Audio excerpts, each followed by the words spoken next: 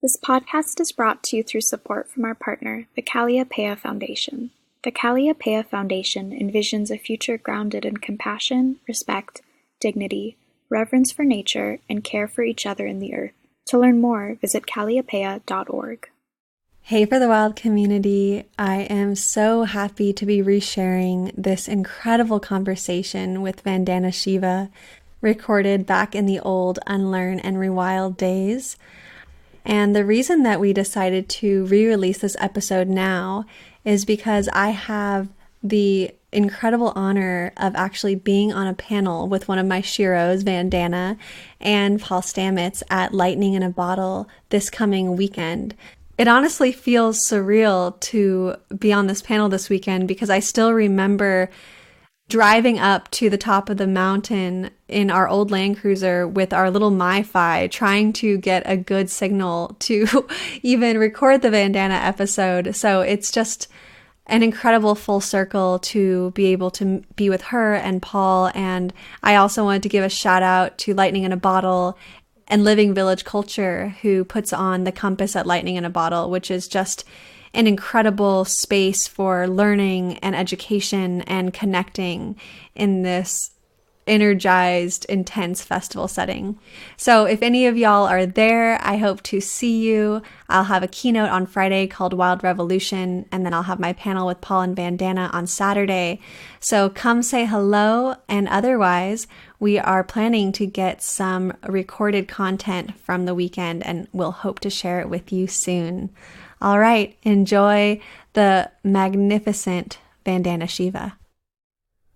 Hello, Dr. Vandana Shiva. Welcome. Thank you so much for being here. Hi. One of the great features of this biodiversity web is that it acts as a safety net. It helps life adjust to an ever-changing climate. And as the mood swings of the climate intensify, many species won't survive. An estimated half of all species will disappear this century if we fail to act meaningfully. But the more species that do make it, the better the chances of entire ecosystems surviving. So, Dr. Shiva, through your organization, Navdanya, you've set up seed banks all over India to preserve genetics of plants. So in your view, why is biodiversity so crucial? And beyond starting seed banks, what can be done on a global level to preserve biodiversity?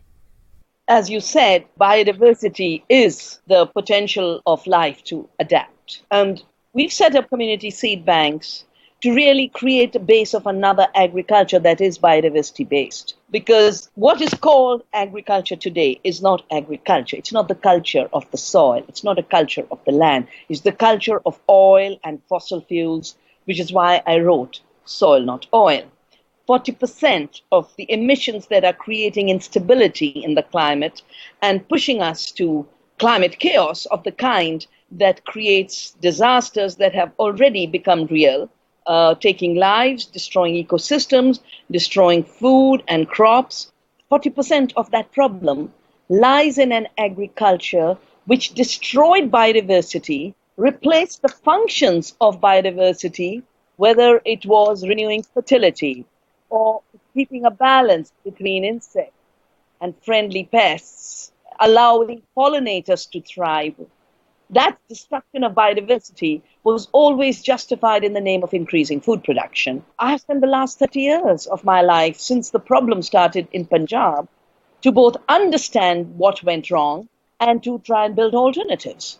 So what went wrong is what I call the monoculture of the mind, which comes out of an industrial culture, a fossil fuel culture, pretends to be more productive, but is actually destroying the potential of the land and ecosystems to provide.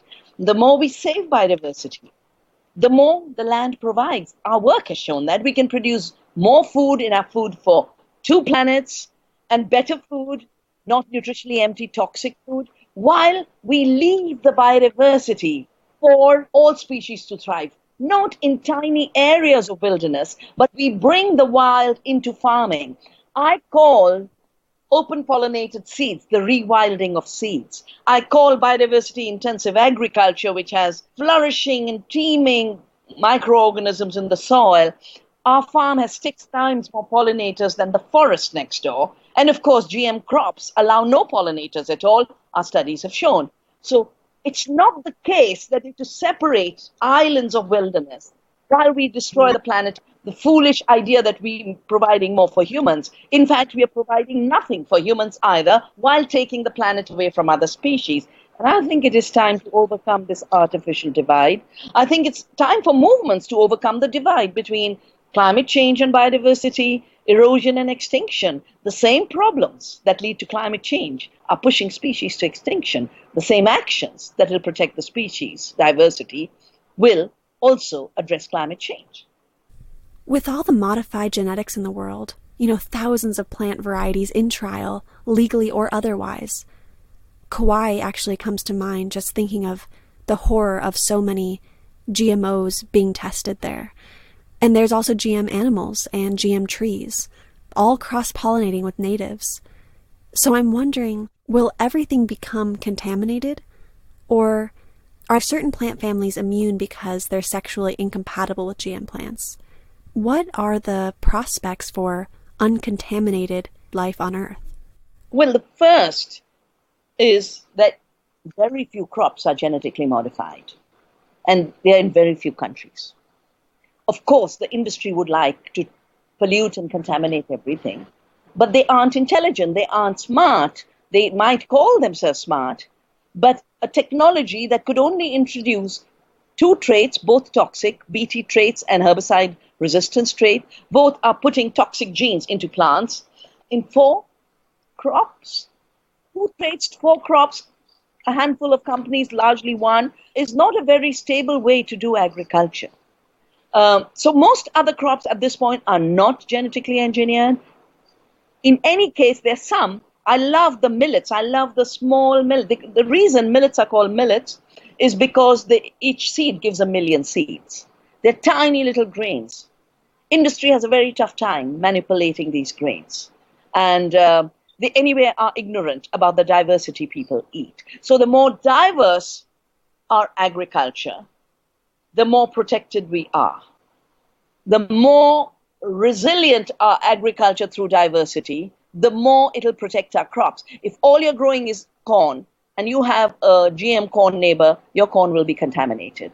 But if your cornfield is like our cornfields at the farm, full of beans and full of okra and full of 9 or 10 other crops, that contamination risk goes down. So whichever way you look at it, diversity is our insurance, but we can't then say, oh, that'll take care. We have to function as Earth citizens, and that's why I talk of Earth democracy. We have a duty to stop this violence against the Earth.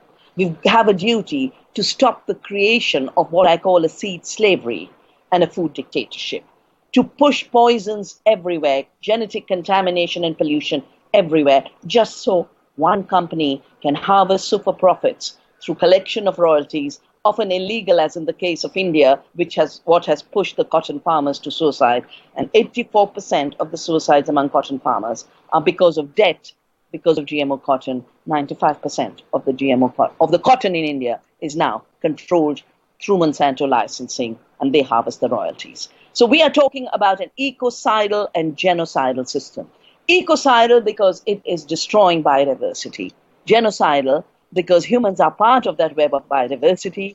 Economies rest on ecology, and every system of technology and economics that destroys the biodiversity of life on Earth also destroys those who depend on it.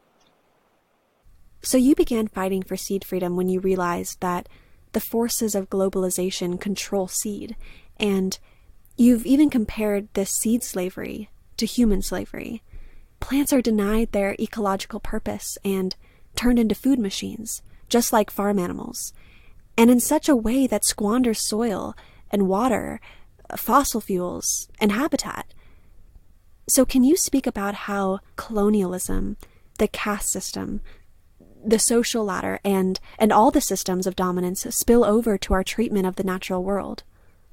It is because hierarchies that have no place in an Earth family, that have no place in a human family, have been artificially constructed through systems of power and then been naturalized whether it is the domination of patriarchal structures over women, or it is the domination of capital and those who control capital, because capital is a nothing.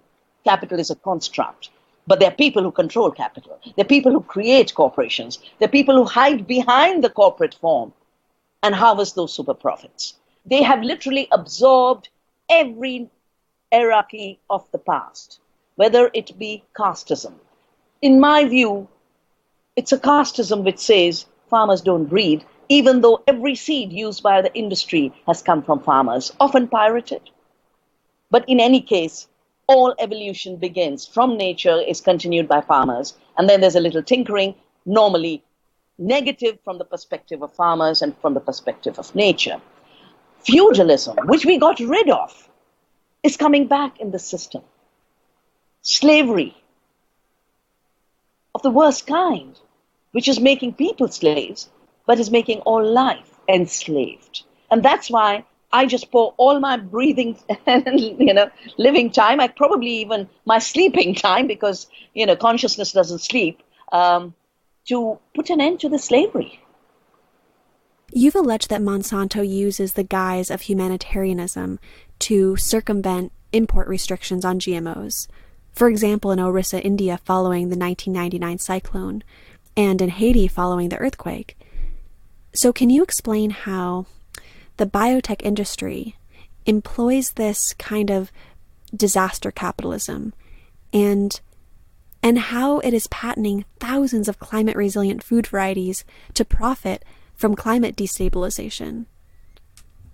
I have witnessed in the last decade and more that every time there is a disaster, it could be an earthquake, it could be a super cyclone, it could be a drought, Monsanto is there to push its GM seeds or its GM crops. In India, they couldn't have pushed the seeds at that time because the laws didn't allow it.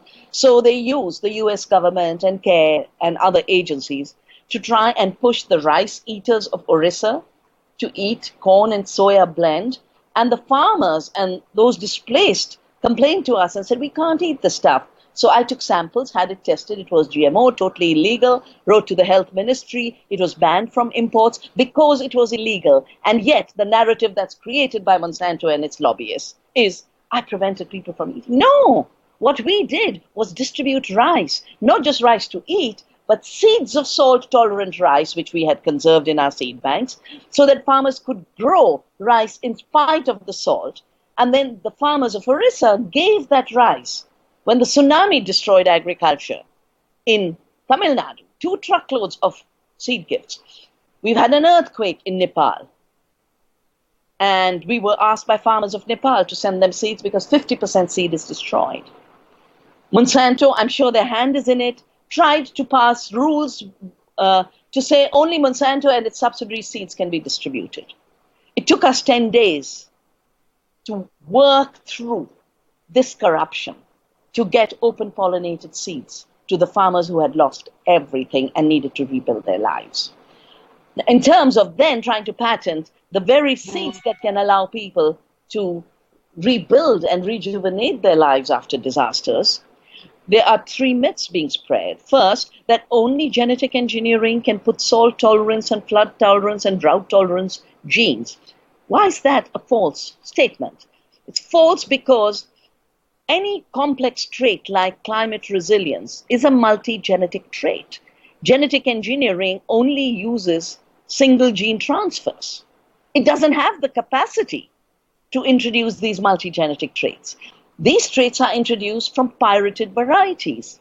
And then all kinds of languages created to make it look like an invention. The 1,500 patents on climate resilient crops are basically a result of piracy.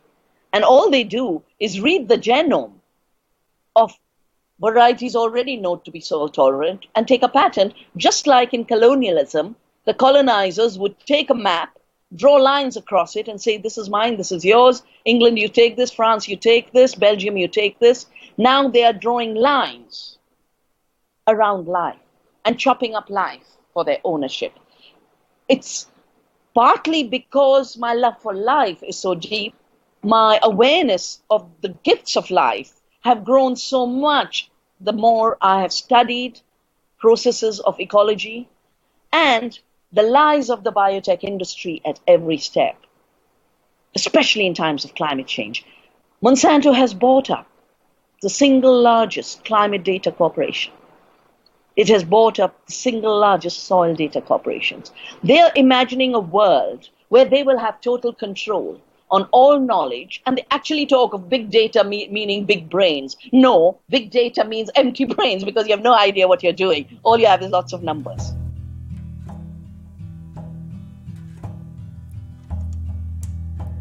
A strange form of life kicking through windows, rolling on yards,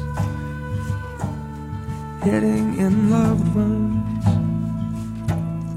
triggering odds.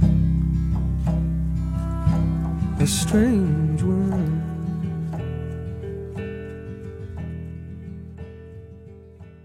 Many radical thinkers believe that with the advent of agriculture, of taming wild plants, humanity embarked on what has become a war on nature. Mark Shepard, author of Restoration Agriculture, says that annual agriculture constantly beats down nature, as every year farmers basically clear-cut the land. So I'm curious about reconciling food needs with the need for wild habitat. Conservation Patagonia comes to mind. They conserve wildland and then buffer it with organic farms. So, in your view, what are some ways to integrate food production with the dire need to protect and restore land?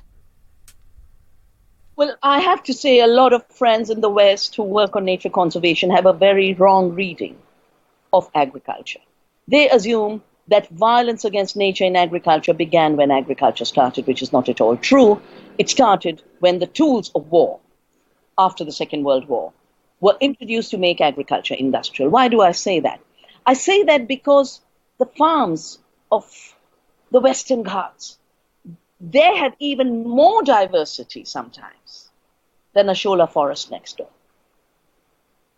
Because when people work with nature, they enhance habitats for nature. As I mentioned, our farm has 6 times more pollinators than the forest next door.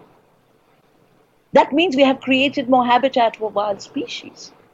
It's an agriculture which is using lethal poisons, herbicides, pesticides, that is destroying the habitat, not just on farmland, but in wilderness zones. After all, the nitrate runoff from nitrogen fertilizers is going into the oceans and killing dead zones. Albert Howard was sent by the British to improve Indian agriculture, which meant introduce what chemicals there were at that time, not that many in 1905, not as many as after the war, but to reshape agriculture in India like the agriculture of England. And he arrived and found the soils were fertile, the insects were flourishing, but there was no pest damage. And as he writes in the book he wrote, called The Agricultural Testament, I decided to make the pest and the peasant my teacher. Now, this book has been called the testament for modern organic farming. There's a very strong paragraph in that book, and I would recommend everyone who has exaggerated the violence and damages of industrial agriculture, the violence and damages of factory farming to all of history and all cultures. Howard says, agriculture in the Orient, China, India were called the Orient in those colonial times, and the West was the Occident. And he says, agriculture in the Orient has passed the ultimate test of permanence. The agriculture of the small farms of India is as permanent as the forest, the prairie, and the ocean. And that can only happen when you make your farm or your little pond with fish like an ocean or like a forest. So what are the tools for restoration that produce more food? First is you cannot destroy the relationship between animals and crops.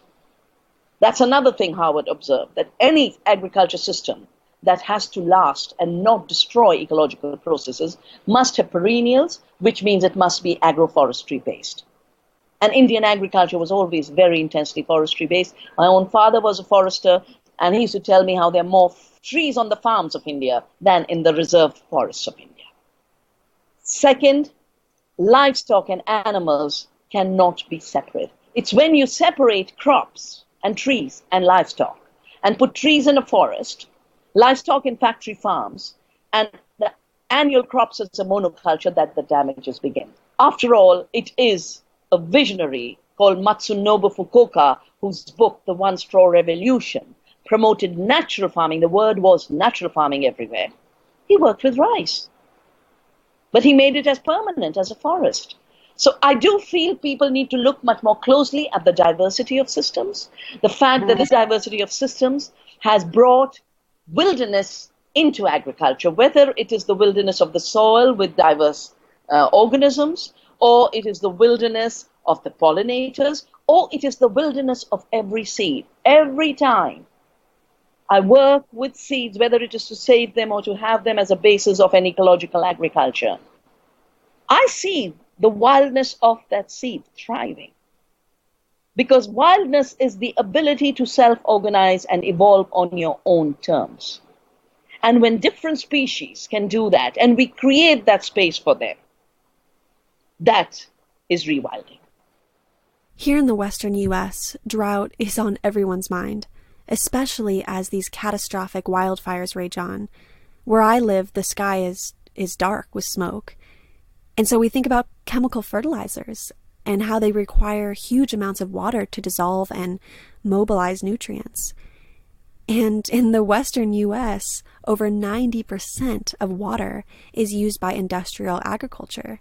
So can you talk about how drought and desertification are tied to industrial agriculture and how traditional farmers cope with water shortages? First of all, traditional farming actually creates water conservation. Our research shows that the more the organic content of the soil, which is the result of organic farming, Howard called it the law of return, I call it the law of return, returning to the earth what you receive. We actually increase the water holding capacity of soil to the extent that with 1% increase, you can go up to nearly 80,000 liters per hectare of water storage in the soil.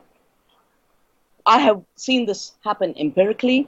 Every time we've had a drought, our organic farmers haven't had a crop failure. The chemical farmers have had a total wipeout of their crop. So not only does industrial agriculture use more water, and my analysis in my book called The Violence of the Green Revolution worked out from government figures that it's 10 times more water to produce the same amount of food. It's such a waste. And the assumption was there's limitless water. But more than that, it destroys the capacity of the soil to hold water, because that capacity comes from having humus in your soil, which comes from putting organic matter in the soil, which creates soil aggregates, and they then turn the soil into a sponge that can hold water.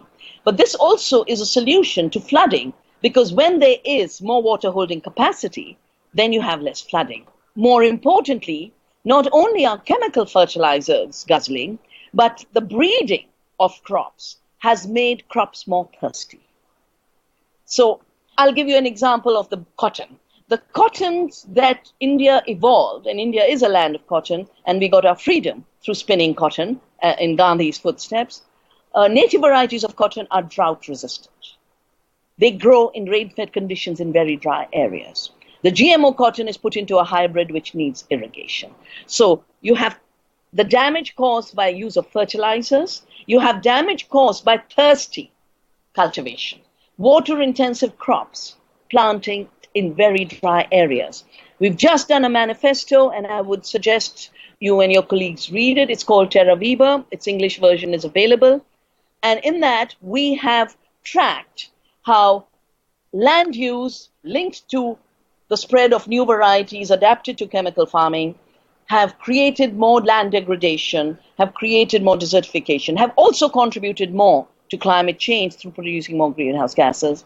And in fact, the story of Boko Haram and the story of ISIS needs to be told through the soil. 2009 is when Boko Haram starts. 2009 is when Syria problems start. Both were a result of extended drought and extreme weather events, extreme climate. Lake Chad has shrunk to 5% and less what it used to be. That is what is leading to the conflicts around Lake Chad in the area where Boko Haram has risen. It so happens the pastoralists are Muslim, the settled agriculturists are Christians. When I did my study on Punjab, it was so clearly an issue of sustainability. It was so clearly an issue of farmers saying, our land is destroyed, our rivers are captive, we aren't earning enough. It was fun to say it was about religion. Religion has become a very easy excuse to cover up the true story of a war mentality in agriculture devastating the planet and soils. We really need to start telling history from the point of view of the earth. You've written and spoken so much about water theft and water colonization, and I'm wondering if you can go into how India is being affected by this, and where you see the water crisis heading. When I wrote Water Wars, I wrote it partly because there were so many conflicts around water, including India. People were dying. And why were they dying? People have lived as riparian communities along rivers for millennia, and they haven't killed each other this way. But when you create an agriculture where every farmer wants 10 times more water than they've used in the past, and instead of putting clean water back into the river, they're draining it off, creating waterlogged deserts, creating salinated deserts, rivers start to run dry. That is the root of conflicts. But then there's privatization. When I was writing the book, someone leaked to me a Monsanto document which said, water's getting polluted, water's disappearing. Sustainability in the water sector will be privatizing it because these profits will be sustainable profits since everyone needs water. And they were talking about not just linking chemicals to seed as they've done with Roundup Ready crops, but linking the chemicals in the seed and the water. So if you didn't buy their water, you wouldn't have a crop because the water would carry the chemicals. Thank goodness this reached us early enough and we had a mobilization and they couldn't do that then. But water, as you already mentioned, the biggest waste of it is in industrial agriculture. And water has to get enslaved when it has to be bought and sold. You can't sell a free-flowing river, but you can pipe that river, channelize that river, dam that river, and then you can pretend that that water is your property. The good thing is, just as in the case of seed, we've managed in 90% countries to roll back laws that would make seed saving illegal. And I do want to mention, in the US, in every state, on the basis of a 2004 federal law, state after state is trying to make local seed saving illegal through seed libraries. There is also a California law which says corporations are persons, only corporate financing can breed good seed. No level below the state, which means no county, can make any law related to seed, including GMOs. And a neighbor is 30 feet away, which means you can't go to your neighbor 1 mile away and exchange seed.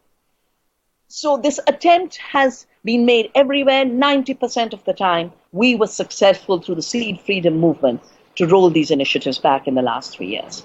In the same way, water privatization, 90% of the projects supported by IMF and the World Bank, so that these 5 companies could make profits, they have been rolled back. Because colonizing nature is an attempt to colonize the wild. And one thing about the wild is it'll burst free. Done so many things wrong, I don't know if I can do right.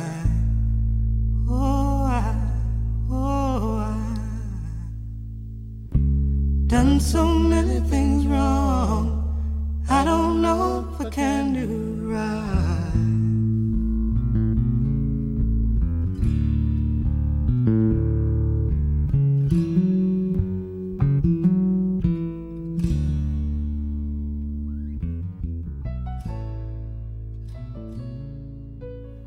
Women in nature share a history of oppression by patriarchal societies. You wrote one of the early works on ecofeminism in 1988, a book called Staying Alive: Women, Ecology, and Development. And if I understand correctly, you argue that oppression has escalated as industrial development has been imposed on the, quote, developing world. Men with machines are still wrecking the natural world. Despite all the talk about a paradigm shift, we're still wrecking the place. So how can feminism help societies reconnect to Earth and disarm the violence against her? And, as I've written in that book that was started in 85 at the big women's summit in Nairobi, which is when my publisher said, this connection between ecology and feminism hasn't been made, will you write a book? And I wrote Staying Alive. Why do I say the violence against women and the violence against nature have the same roots? Because it is the so-called scientific revolution and so-called rise of an economic paradigm centered on capital that declared nature as dead and inactive and valueless, declared women as passive, as unproductive, non-creative, empty heads. That death of nature and the exclusion of women from the recognition of their creativity and productivity is at the root of the violence. It's also at the root of the violence because by refusing to look at the creativity of nature, by refusing to look at the intelligence of women, violent systems were made to look like absolute creators. Creators of food while you blast the planet up. 75% of the destruction of the planet has come from industrial agriculture, which is only giving 30% of the food, and the GMOs are only providing 10% to unwilling consumers, because if there was labeling, no one would be eating it. Most of it goes for biofuel and animal feed. That violence has aggravated. In India, just in the last 20, 30 years, more than 30 million girls haven't been allowed to be born. The brutal violence against women has increased, and my reading of this is that when more and more violence enters the economic paradigm, when it enters your everyday thinking, then violence becomes the basis of your relationship. Objectification becomes the basis of your relationship. You have no source for reverence for nature, for respect for women. And the way ecology and feminism coming together can stop this violence is by recognizing that the highest creativity lies in nature. The highest creativity is in women. I have done campaigns on this silly golden rice, which will be hundreds of % less efficient if it was to come to be. And in any case, it has now been proven the papers published to justify it were totally manufactured, and the paper had to be retracted. A so-called science that has to be based on manipulation really has no place. Leave it to women's creativity. We can solve every malnutrition problem on this planet because women have always worked with biodiversity. And it's the marginalization of that knowledge of biodiversity that is at the root of malnutrition, that is at the root of hunger. More importantly, the ability to be compassionate, the ability to be loving, which survived in women. I'm not saying it is built into the genes of women, but it survived in women because women were left to look after the economy which was not considered important. It was not the economy of war. It was not the economy of profits and the market. It was the economy of care. That economy of care needs to be everyone's economy. And I see rewilding and creating economies of care as one process at its roots. So I read that you and a band of other women acted to defend the forest in northern India by literally surrounding the trees holding hands. So were there any historical precedents that inspired that action? Or how did that come about, and was it successful? The movement called CHIPCO, which means to hug, which was my inspiration. I call it my University of Ecological Knowledge and Ecological Activism because my PhD otherwise is in the foundations of quantum theory, in non-locality in quantum theory, very far away. I really learned so much from the women defending the forests through this act of deep love, of embrace. The women who took this initial action spontaneously didn't really know that there had been a precedent. Those of us who then started to do more research, found out two things. First, that at the time when Gandhi led the Salt March, you might remember the colonizers wanted to monopolize salt for profits, to buy more cannons, to shoot more Indians. And Gandhi walked to the beach, picked up the salt from the sea, and said, nature gives it for free. We need it for our survival. We will continue to make salt. We will not obey your laws. And that was a very famous satyagraha, the power of civil disobedience, to obey higher law. and disobey brute law. Exactly at that time, in the forests of India, in every part of India, and I've written about this in my book, Ecology and the Politics of Survival, in the chapter on forests, in the Western Ghats, in the forests of central India, and in my region up in the Himalaya, people were turning to the forest and telling the British, leave, these forests are our mothers. You cannot own them as your property. But even more historical than that is a movement led by a woman called Amrita Devi, who was defending a sacred tree in the desert of Rajasthan called the Khejri. Now, Rajasthan is a desert, but it's the most populated desert because centuries ago they realized what is the actions we need to take to reverse desertification. Part of it was building amazing tanks, and the culture of tanks in Rajasthan is so rich, planting these very, very drought-tolerant trees like Khejri, declaring every animal as sacred. So you're not allowed to kill animals, not the blackbuck, not the peacock. And Amrita Devi was following this religion which is called Bishnoi, which means 29 rules. And all 29 rules are of nature conservation, protection of species. I think it's the only religion in the world dedicated entirely to protection of nature. And when the king's men came to cut the tree, to burn, to paint the palace walls with lime, she hugged the tree and said, you can't cut it, you'll have to take my head. So they took her head. Then her two daughters came. They chopped their heads up. 270 or more villagers sacrificed their lives. When the news reached the king, he was, of course, outraged and totally banned the cutting of the sacred tree. So there is precedence. And I'm sure in periods of history, even earlier, where we have no record, people have sacrificed their lives for the protection of the earth and her diverse species. Wow, I have chills. Thank you for sharing that story. Yeah, I feel people in the US and many other places are so severed from their ancestral traditions that they hunger for any and every glimpse into those rare places around the world that have not been bled out by globalization, where people hold dearly to traditional values and knowledge. And I know you were born in the foothills of the Himalayas, and your town Dehradun has probably changed quite a bit since your childhood, but I'd like to ask if you would share some of your memories, or even the memories passed on to you by your parents or grandparents, about that reality, that village life. What have you taken away from that upbringing that can help guide social experiments going on today, from eco-villages to collectives to transition towns and beyond? Well, interestingly, my other book on ecofeminism I co-authored with my dear friend Maria Mies in Germany. It's just called Ecofeminism. And we have a chapter in there. Maria wrote the chapter. It's called They Long for What They Have Destroyed. The point you made about trying to look for places where the destruction hasn't happened. So I was very privileged, to be been born in the Himalaya. My mother was displaced in the partition, chose to become a farmer even though she was very highly educated and had a government job.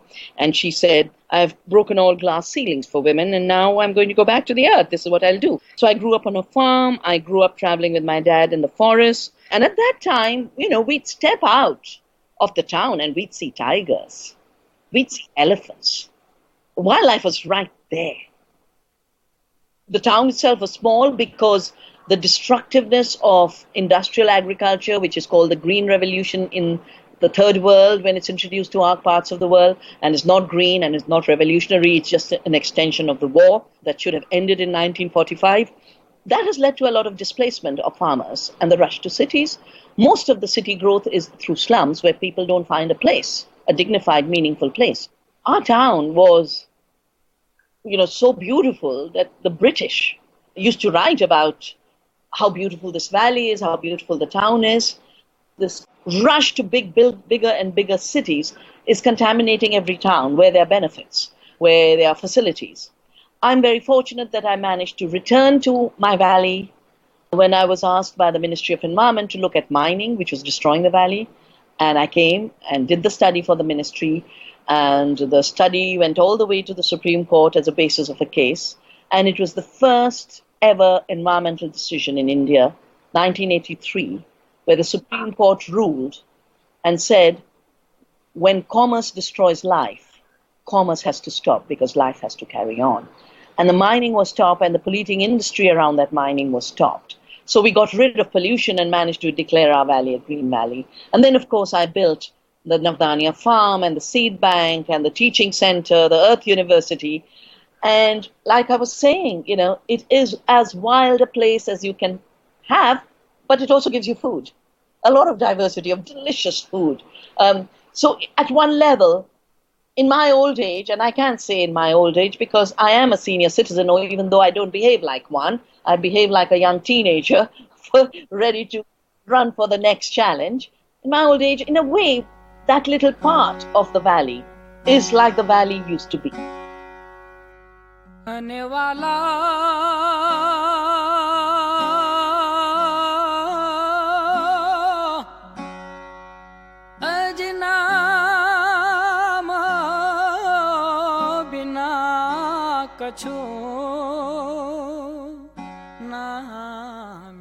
I believe most of us want to transition to a healthy world.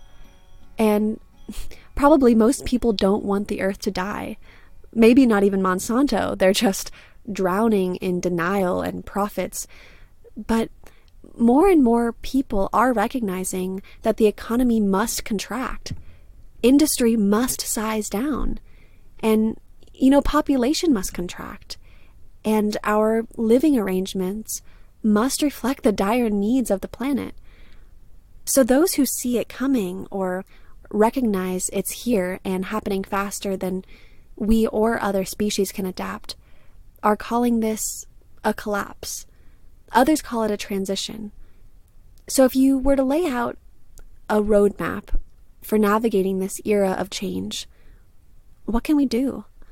What are the real-world, tangible steps the global community must take and is capable of taking for a graceful return to a mosaic of regional earth-minded societies?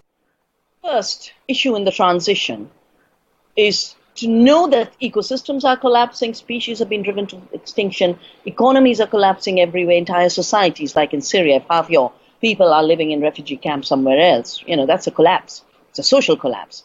I think in the towns of Baltimore and in the towns of Missouri, we see a social collapse. But the key is not to respond to either fear or panic or hate. Because that is what is triggered for those who would like to maintain power in this period. When I hear the speeches of your presidential candidates, based on fear and hate, they are actually making sure there can't be a transition. So the transition needs, instead of fear, it needs hope. Instead of hate, it needs love. The second is that this transition cannot happen while we think piecemeal. We all have limits. Either I can start a garden, or I can be a good teacher, or I can be a wilderness protector. But even while we play our little role in our care for the earth, we have to be deeply aware of the web of life. And it's only when we see those interconnections at every step, we will stop doing what society has done for too long, competing with each other. Climate movement competing with the agricultural regeneration movement, the labor movement having to compete with the environmental movement. Too long have we been pitted against each other by those who thrive on divide and rule. The third very, very important aspect of the transition is 250 years of paradigms in economy, in science, in technology have literally groomed generations to think that, oh my God, what's going to happen if I don't have a job? Oh my God, what's going to happen when we run out of oil? Oh my God, what's going to happen if I've got to return to the village? What's going to happen when there's no electricity? The only way we'll make this transition is by looking at small farmers and their societies, looking at indigenous people and their societies, first developing respect for them, not looking down on them as primitive, but realizing that they created a very, very large footprint with a very high culture. We can only make this transition as an earth family. We can only make this transition through the joy of living, not being married to the junk that industrial society has created. When I got into a flight after my PhD, Immediately, I defended my thesis in the morning and I was on a flight back home. And everyone would say, but, why did you come back? You could have been a tenure track professor. And I said, I know, I could have done all that. But I know by the end of 10 years, I'd have become so attached to the vacuum cleaner and a car and a big mansion that I'd have been dysfunctional to do the real work in life. And I don't want to become dysfunctional. So I'm so glad I threw myself into what others would think of as deprivation, but I saw as liberation. Every time we can get rid of some of that industrial infrastructure junk, whether it's in consumption or it's in terms of dependence, every time we can through solidarity, whether it is in agriculture, where through solidarity with biodiversity, we produce our food and say, oh, we can produce better food without chemicals. So bye-bye Monsanto, bye-bye GMOs, bye-bye pesticides. And we can do that in every sector. So if we were able to come together as activists, how can we keep fighting for a diversity of issues, but as a united movement that can stand strong in the face of extraordinary odds? What can our unifying cause be, and how can that be agreed upon? So you might remember, or you might not remember, you're so young, that WTO was stopped in Seattle. And of course, the media started to say, oh, these anti-globalizers know what they're against, they don't know what they're for. And we said, no, we know we are against patenting of life because we love life and we respect the integrity and self-organization of life. We're against free trade in agriculture because we love our farmers, our soil, our food, and our health. And we know globalization of agriculture will destroy all of that. That's why I wrote The Earth's Democracy. So, of course, we have to first know what we are for. And we have to be for life in all its diversity. Not just human life, but all life on Earth. The second part of it is to widen our understanding of freedom and democracy.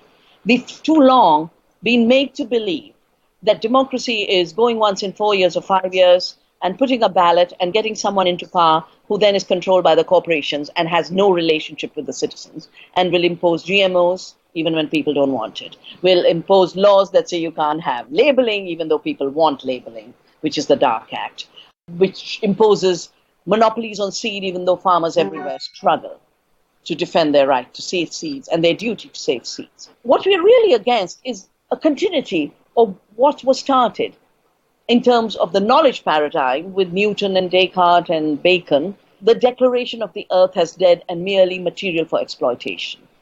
The earth is alive, and that sets everything else for us. Because the earth is alive, we must do agriculture in a way that the life of the earth flourishes rather than diminishes. Because we are part of the earth, we have to live in ways that our health and our communities and our societies flourish, rather than become diseased, become violent, lose hope. In terms of agriculture, the challenge is, first we have to save every seed we possibly can, just as we save children, just as we save anything else we love. Because everything in agriculture and in society is now hanging on the seed. Industry want to genetically modify it, own it, patent it, ban its free use. We have to defend the freedom of the seed, the freedom of the farmers, the freedom of those who can eat food from good seed. So seed freedom and food freedom is one. Just like an apartheid was created between humans and nature, and therefore between areas where humans live, which were giant cities and a shrinking wilderness, an apartheid was also created in terms of the idea of agriculture itself. And agriculture, as I mentioned earlier, has become so destructive. We don't need to have a separation of the countryside and the city because the city gets its food from the countryside. I've just launched a big movement in India called Food Smart City, partly because everyone wants to build smart cities. And we said, no, you got to be food smart, and then you don't destroy the villages, you protect the villages. You don't destroy your small farmers. You create relationships of mutuality with them. So cities surrounded by food sheds, which are watersheds, which are wilderness sheds, becomes the basis of local food economies. And the city itself becomes a food economy with food in every balcony, every terrace, every little garden. And that's why I spread gardens of hope everywhere. I call them gardens of hope because we started it with widows of farmers who had committed suicide. In fact, yesterday I was with widows in Punjab. And initially they said, but we don't even know how to grow vegetables. We've just grown wheat and rice. And I said, everyone knows how to grow vegetables because vegetables grow themselves. You put the seed into the soil and it'll grow. And now 5,000 villagers want to have these gardens of hope. We've got to create these gardens everywhere. Because it's only when we reclaim our capacity to feel we are sowing the future that will stop feeling helpless in the face of the exaggerated power of fictions. After all, a corporation is a fiction. It's a legally constructed entity. Capital is an economic construct. And through the garden, we come back to the earth as a foundational reality. And from there, a whole new paradigm starts to grow. Going back to this capital power struggle, we speak about freedom of seed, freedom of life. And I'm wondering if you can break down the doublespeak of free trade and give us your analysis of how the Trans-Pacific Partnership would affect India. And what would your strategy against it be, if you're open to divulging as much? We could recognize so-called free trade to be the unfree trade because the first free trade treaty was actually written by the first corporation with a collapsing Mughal Empire in India, 1711, I think it was. It was called the Free Trade Agreement between the Right Honorable East India Company and Farrukhshir, the then emperor. I think, and they bribed a clerk in the emperor's office for probably 500 rupees, which would be $10 today. So colonization began as free trade. The new return of colonization through GATT and the WTO was the new free trade of our times. Because industry had planned to control all our food, all our agriculture, all our seeds, but we built movements. I started to build a movement for seed saving in 87 because I got a hang of where they were wanting to go.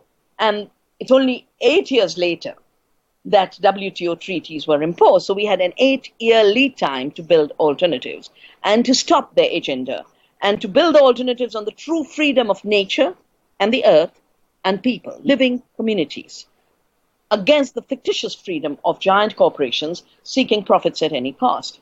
It's because they could not get all the control they sought. They're now coming up with TPP and TTIP. And at the heart of these agreements are three elements. The first is more push for GMOs, because they failed, as I said, in most countries.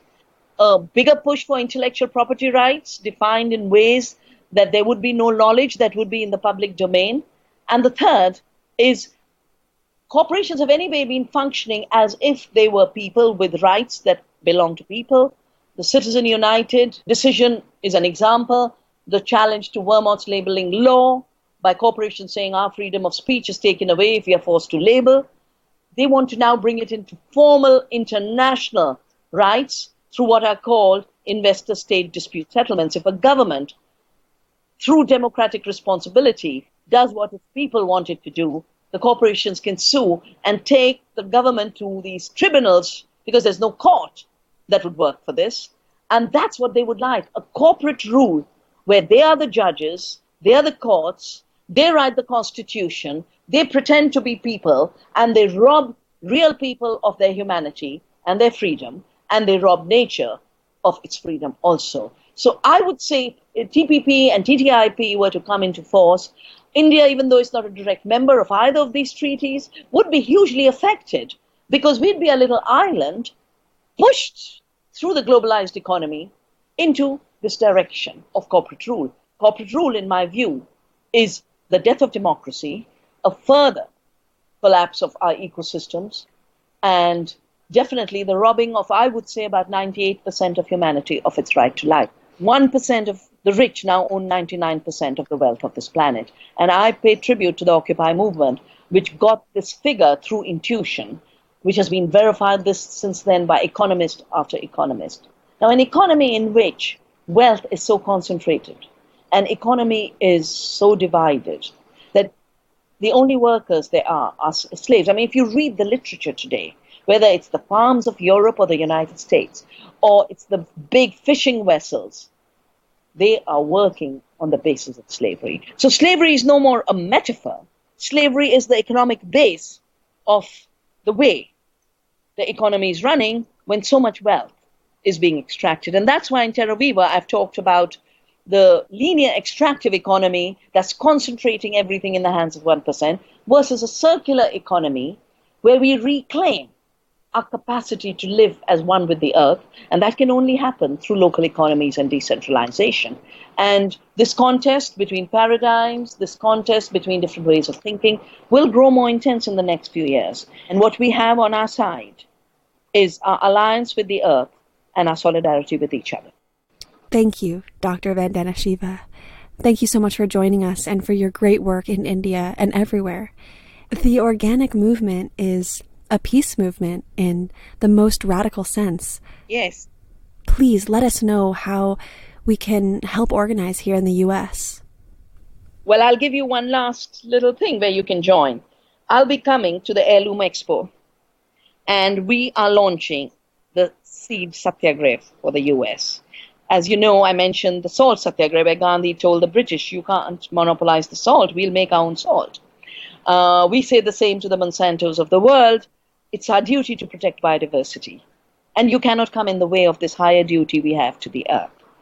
And look out on the 8th. It'll be up on the websites. It goes all the way from Thoreau calling for civil disobedience, and Thoreau, of course, is the ecological pioneer, but also the person who fought against slavery by saying, I will not obey your poll tax. And King, and Gandhi before King. If we have freedom today, it's because there were courageous people who said there are higher laws we must obey, the laws of the earth and the laws of humanity. We are at that kind of threshold where each one of us has to invoke the King and the Gandhi and the Thoreau in us, because they are in each of us. Thank you. Thank you for joining us today with Vandana Shiva. The music was by Bonnie Prince Billy, Tracy Chapman, and Hemant Chauhan. Kate Wolf sings our theme song. Production is by March Young and editing by Nicole West. I'm Ayana Young.